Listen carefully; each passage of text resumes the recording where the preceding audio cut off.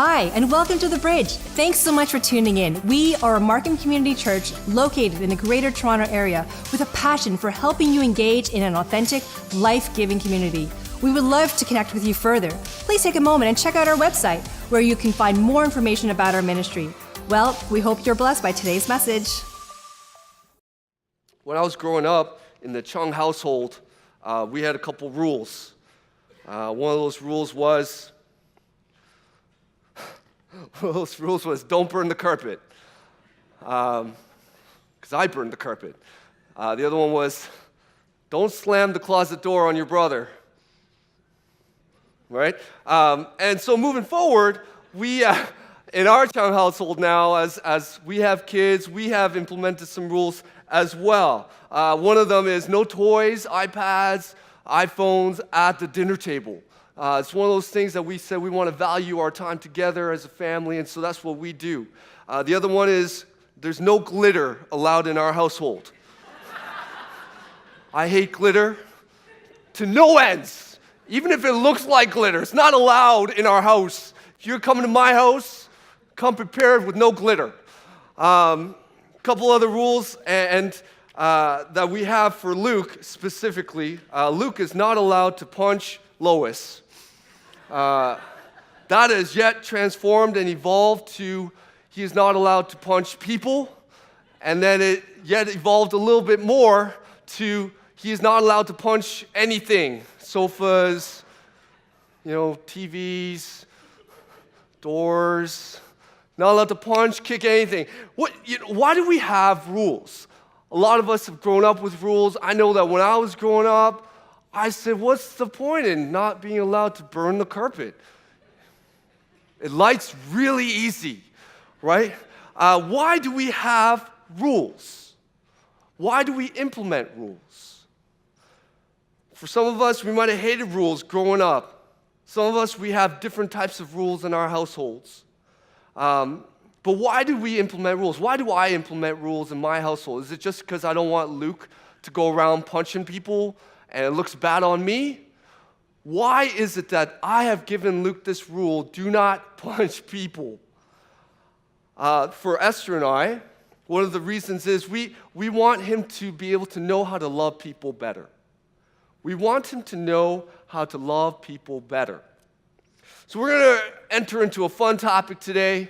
It's not atheism, it's not racism. I know that Pastor Brian and Pastor Sam had these fun topics, but we get a fun topic today called legalism.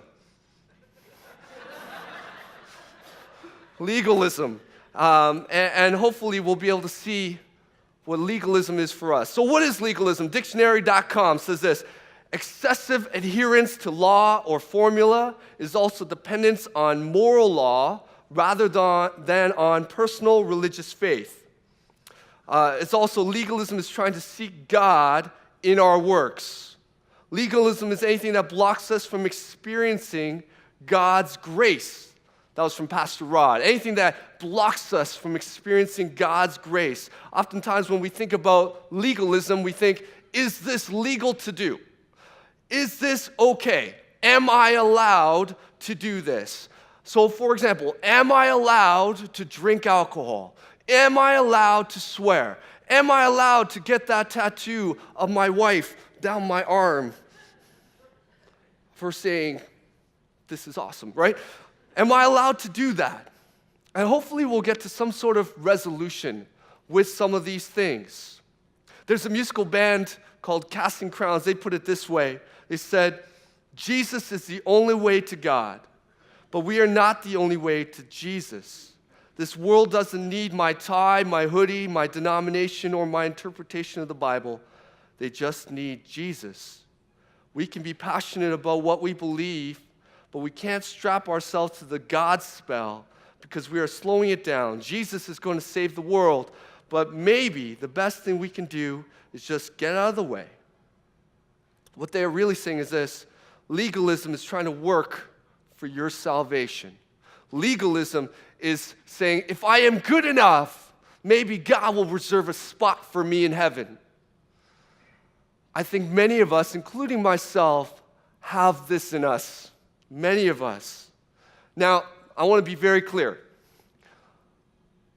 Very, very clear. Being good isn't a bad thing, okay? It's not a bad thing. The act of being good for earning something with God, that's where the confusion comes in. Now, two kinds of legalism that I've seen. Number one, if I work hard enough, I will achieve salvation. And then if I continue working hard enough, I'll be able to maintain it.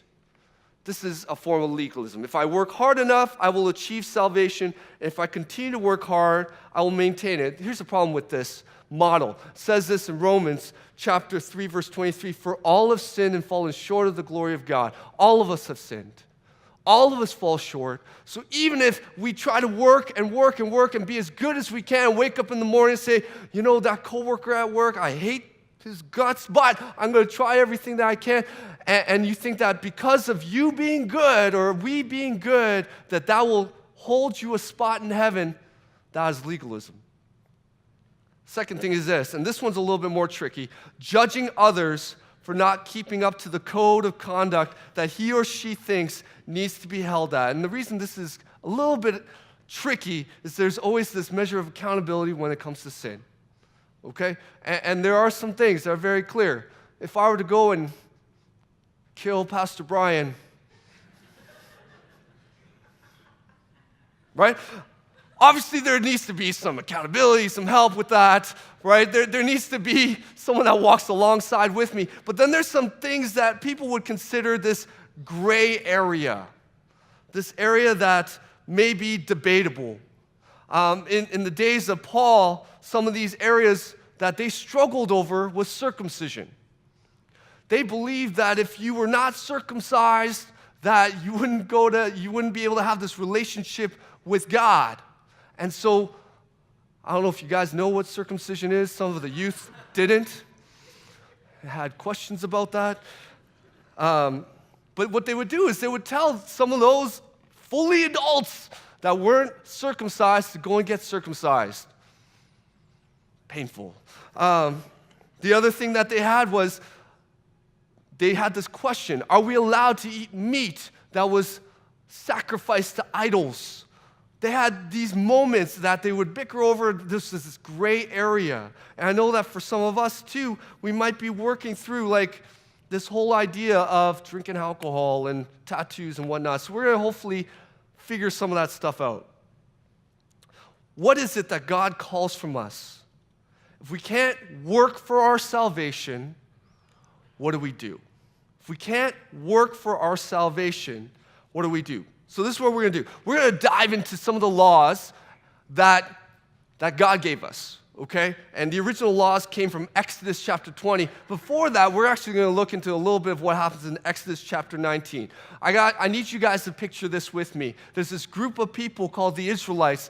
They're struggling and have no idea of really who God is. They've experienced some of who he is. They didn't have a Bible, right? They didn't have, like, church the way that we do. It was thousands of years ago. And they are residents of this place called Egypt. And over the course of time, they become slaves, and they start crying out to God, like, get us out of here. And so finally, God answers, brings this guy named Moses. We actually, in the YA Nights, we're actually going to the book of Exodus, so this is a little preview. Anyways, so this crazy thing happens where, if you've read the book of Exodus, great book, where God brings the people of Israel out of Egypt, and there's this cool moment where the Israelites are on their way out of Egypt, and they hit this body of water. And then in the background, they see the Egyptians coming after them because they thought they made a mistake, so they want the Israelites back because they were slaves, and who's going to do all our slave work? And so they're coming after them, and the Israelites are panicking. So they have this moment, and God answers. What does he do? He splits this body of water in half.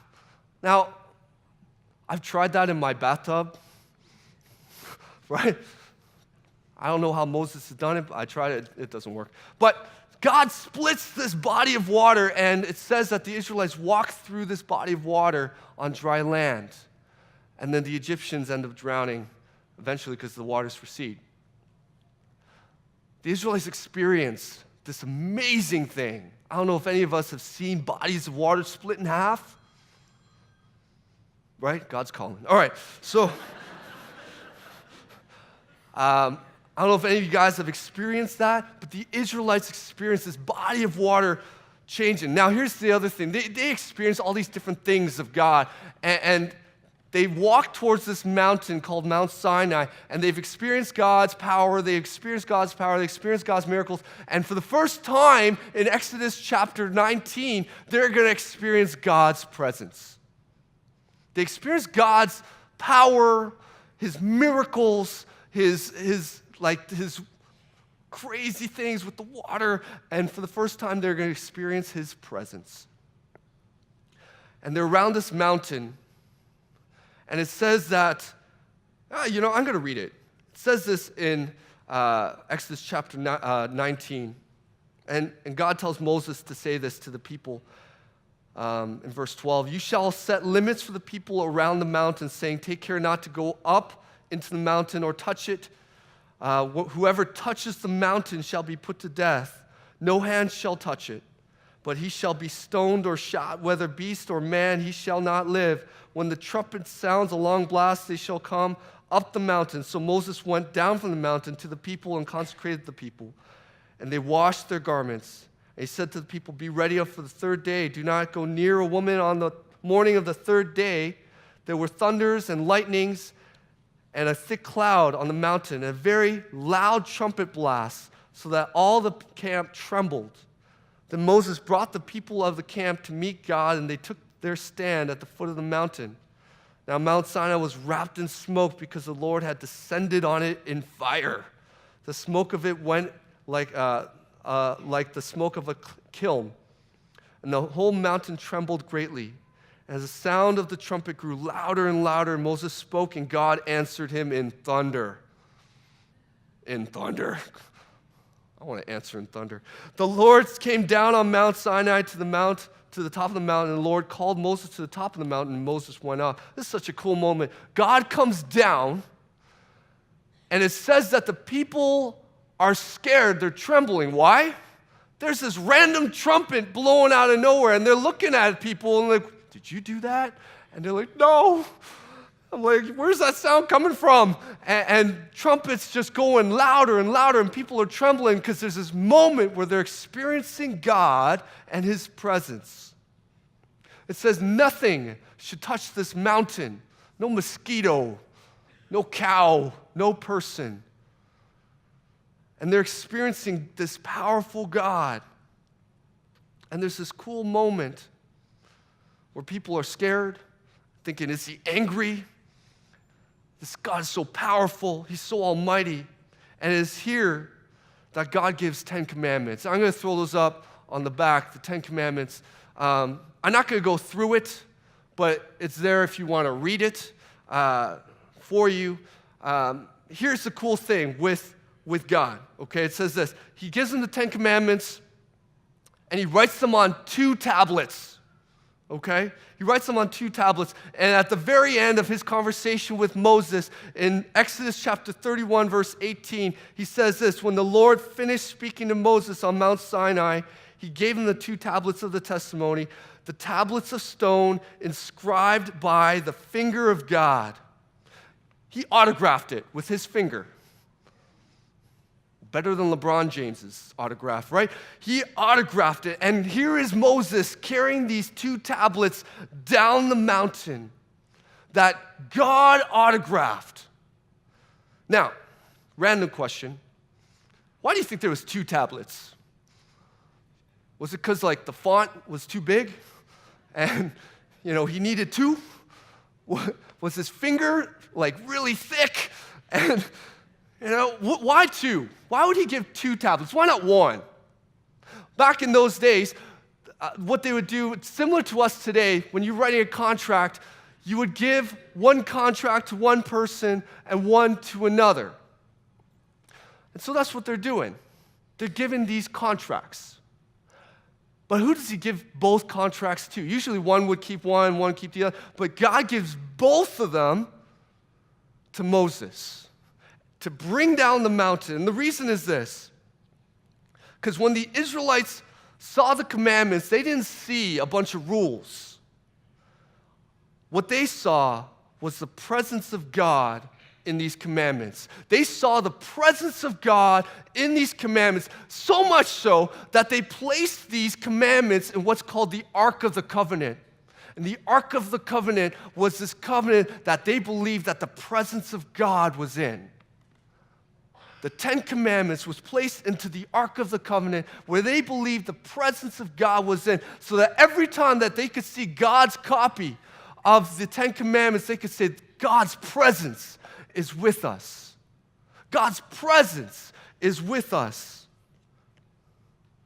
What he's really saying is this. If you were to actually look at these 10 Commandments, if you were to break them down, the first 4, you can break them down like this. Love God. The latter 6, you can break them down like this. Love your neighbor. What did Jesus say when he was asked, what is the greatest commandment? Love the Lord your God with all your heart, soul, and mind, and love your neighbor as yourself. What do you think he pulled that from? He pulled that from here, from the 10 Commandments. Here's this awesome God that brought thunder, trumpets. You weren't allowed touching this mountain. They experienced the presence of God, and this presence of God, he says, I want to be intimate with you. That's why these 10 Commandments exist. He says, if you want to know how to be in my presence, if you want to understand how to be relational with me, he says, here are some ways that you can be present with God and how God can be present with you. God's saying this, I want you to be holy as I am holy. God set himself apart. I think for some of us, when we think about the greatness of God, his perfection, the power, we think about, all these different things of God and how mighty he is. And we might think to ourselves, how can I earn his love? How can I earn his love? How can I work for it? Because I don't match up to him. I'm not perfect like him. How can I earn his love? Maybe we feel like we're just not good enough, so we better try harder. Maybe we've learned through the course of time that I got to work hard if I want to get something. You go to school, you work hard, and you go to university, get a great job, and I've earned that. And we think that, and we've been taught that through the course of our lives. So have I. You got to work hard. And I feel like a lot of us might feel the same thing when it comes to Christianity. If I work hard enough, I can earn God's love. If I work hard enough, that I can get into heaven. If I work hard enough, God will love me more. But here's the problem. It doesn't matter how hard you work. There's going to be times where you feel like you're not good enough. You ever feel like you're not good enough? I worked at Starbucks 15 years ago. I was working part-time as a pastor, and I was working 3/4 time as a barista at Starbucks. And I don't even drink coffee, but I worked there. I love the smell of it. And every morning, I would wake up, go to work, and I would open the store with one of my buddies, who is now one of my buddies. And every morning, he would tell me about the conquest that he had with a girl, or, the club that he went to where he got hammered and just did some crazy things. And he would turn to me and say, Sam, that's why I can never go to church with you, because I'm not good enough. I said, it doesn't work that way, man. Why don't you just come check it out? And he says, well, I'll make you a deal, because you're probably not allowed to come and clubbing with me, so why don't you come clubbing with me, I'll go to church with you. Okay, right? So we went clubbing, right?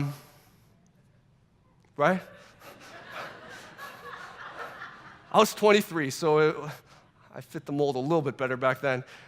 I remember it's freezing, and we went with a bunch of our Starbucks friends. We're at the club, and I don't want to tell you how long we waited in the freezing cold to get into this club, and we're dancing. Right? Yeah. If you want to see my moves, right?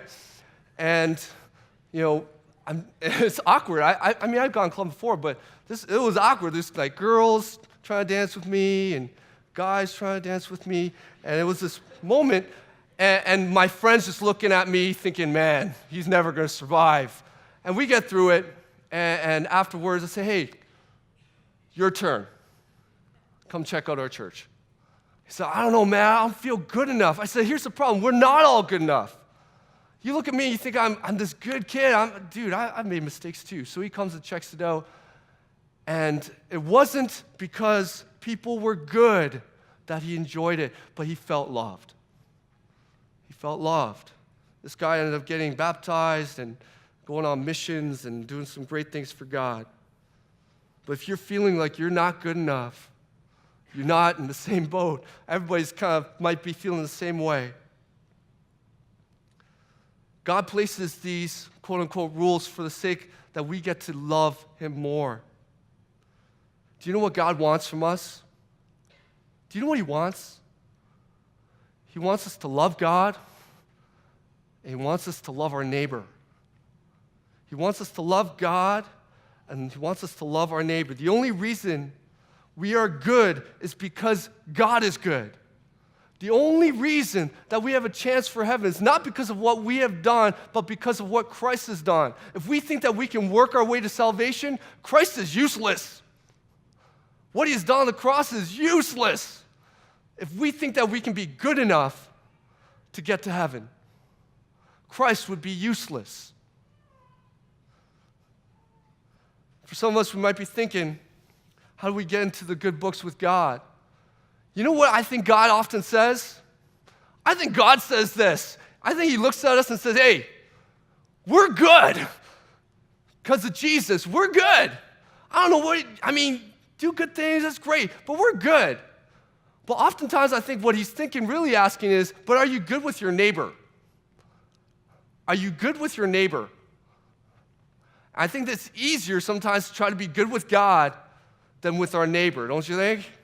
I can't imagine some of the things that run through our mind with I'll tell you, with Luke, there's this moment where he's in line at the library and someone butted in front of him, so he punched him. We have this running theme in our house. Don't punch people, right? And I think it's harder for him. We're telling him, trying to get to this place of reconciliation and forgiveness and say, hey, let's work something out so that you can get to a place where you can be civil with this kid. It's easier to love God sometimes than it is to love your neighbor, isn't it? And I think oftentimes God's saying, hey, we're good because of Christ. But how are you with your neighbor? How's that going? How you been doing with that? It can be such an unnatural thing for us. Here's a question. What do you think the church could look like if we authentically loved God and we authentically loved our neighbor? What do you think this church could look like? If we authentically loved God and loved our neighbor, not just followed these rules, but authentically loved God and loved our neighbor. I'm going to tell you this. When it comes to areas that might feel gray, like is it a sin to get a tattoo? Is it a sin to drink alcohol? Here's the litmus test. What you really got to be asking is this. Am I loving God by getting this tattoo? Am I loving my neighbor by getting this tattoo? Am I loving God when I'm drinking? And some things are very clear, okay? If you know someone's in your life, right, and you're with them, and they're struggling with alcohol, and you start drinking a couple, do you think you're loving your neighbor? I think that's an easy one. Do you think you're loving your neighbor by getting hammered on a Saturday night and driving with the possibility that you might crash into somebody? I think that's an easy one. The litmus test is this. Are we loving God in whatever things that we do? Are we loving our neighbor? I'm going to push it even a little bit further and say, you know what? Even if like your wife is struggling with you drinking, are you loving your neighbor? I'm going to fast forward a little bit to New Testament. In John chapter 8, Jesus is on the scene, and he's with this group of teachers of the law called Pharisees.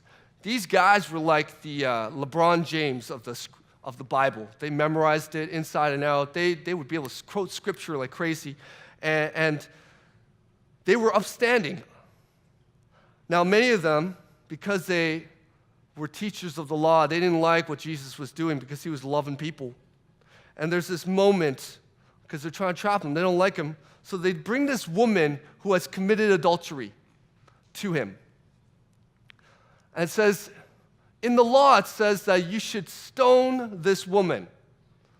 Now, people are hearing this, so there's a crowd coming around Jesus and this woman who's committed adultery, and this is what Jesus does. I love this. He doesn't respond right away. He gets down on the ground, he starts writing on the ground with his finger. He gets back up and he says this: if anyone of you is without sin, let him first to throw a stone at her. And then he goes back to writing in the sand. One by one, people start leaving. Why? Because they've all struggled with something. In those 10 Commandments, they struggled with something. And they realize, hey, I've messed up. I've done something wrong. And Jesus gets back up and he says this to the woman: woman, where are they? He has no one condemned you? She responds by saying, no one, sir. Then neither do I condemn you. Go now and leave your life of sin. Here's the cool thing, all right? Many scholars wonder what he was writing on the ground. There's only one other time where God writes with his finger, and he does it twice, and Jesus does it twice. It's only one other time. It's when he inscribed the 10 Commandments with his finger.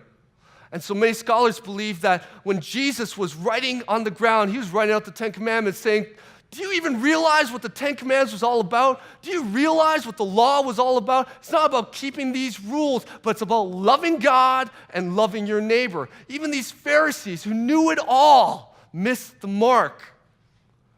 My encouragement and my question for you is this: are we missing the mark? Because if we are missing the mark, if they missed the mark, what would have happened to that woman? She would have gotten stoned by missing the mark. Sometimes when we miss the mark, we can be hurting ourselves and we can be hurting others by missing the mark. When our team went down to Dominican this past trip, the church down there had folded, and so they asked, can we run a service for the community? So we did. And I asked Kanisha, the missionary down there, would it be okay if we did communion? And she said, for sure. And she said, there are people down here that have never taken communion before. And I said, why? Why would they never be able to take communion?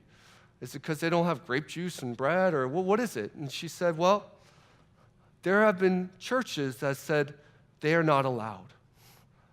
So I said, do they love Jesus? And she said, for sure. So this woman, I don't know if you can see. Okay. So this is us in the service. Maybe you can backtrack one more this way. All right. This is us in our service. I know it's dark, but it's raw. Like there's kids, youth. We didn't have a kids program or a youth program. Just everybody's kind of packed into this one pavilion area. And I mean, it was weird because like in the middle of the service, this baby bird dropped out of the ceiling. And it was just lying there. And so we stopped the service to put this bird back into the nest. And then we get through the service, and we have this moment where we want to take communion. And I'm remembering back to what Kanisha had said. She said, people haven't taken communion because there's this woman, maybe you could flip one more. The girl in the white dress, her name is Josie. She had 3 different partners, and she has 3 kids. She looks very young. She works at the school. And because of her sin, she wasn't allowed taking communion. And so, so we said today, she's going to take it. Why? Because do you even know what communion stands for? Do you remember why we take it? It's to remember what Christ has done in our lives.